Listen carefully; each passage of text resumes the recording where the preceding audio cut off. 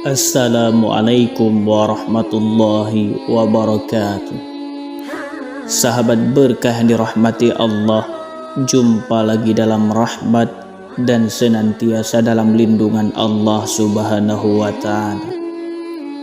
Semoga kita senantiasa dalam keberkahannya dan rahmatnya. Amin ya rabbal alamin. Pada kesempatan singkat kali ini, channel Sahabat Berkah akan membahas sebuah kisah tentang kisah pemuda ahli tahajud. Bismillahirrahmanirrahim. Seorang pemuda berusia 17 tahun dilarikan ke rumah sakit militer di Riyadh. Sebuah peluru nyasar mengenai tubuhnya.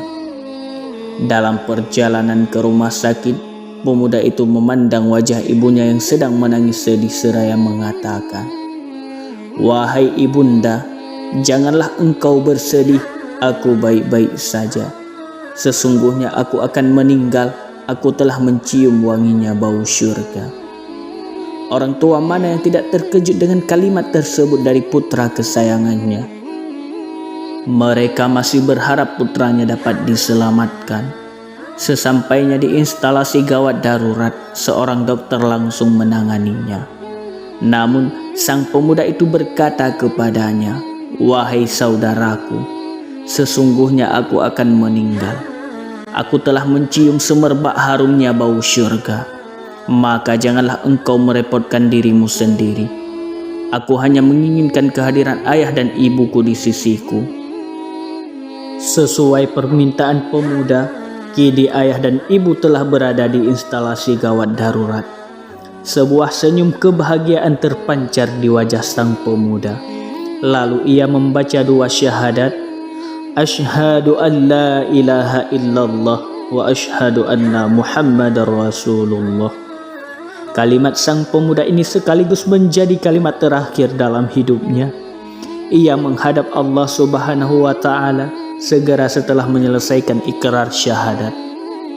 Bahkan ia meninggal dalam posisi telunjuk jari tangannya menunjuk seperti posisi tasyahud dalam salat. Setelah maghrib, Dr. Khalid bin Abdul Aziz Al-Jubair bertemu dengan Dia, petugas rumah sakit yang memandikan jenazah pemuda tersebut. Ia menceritakan kondisi pemuda tersebut saat dimandikannya.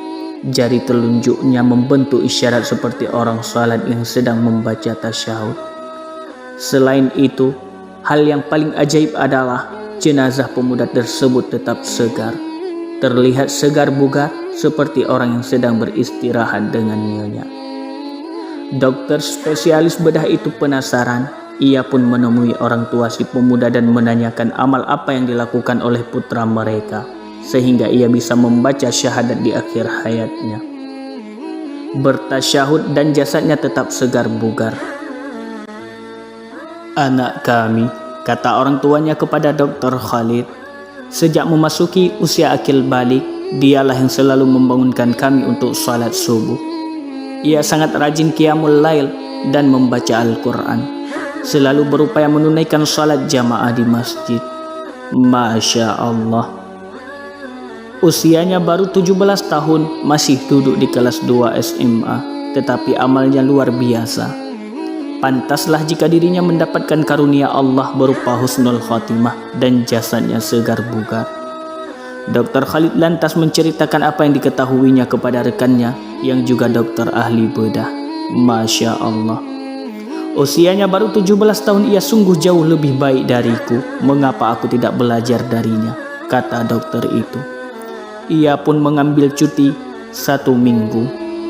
"Aku ingin melakukan muhasabah," katanya kepada Dr. Khalid. Dr. Khalid juga menceritakan kepada rekannya yang dokter bedah di Jeddah.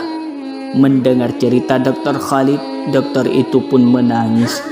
Ia pun berkomitmen untuk memperbaiki diri dari meningkatkan amal-amalnya.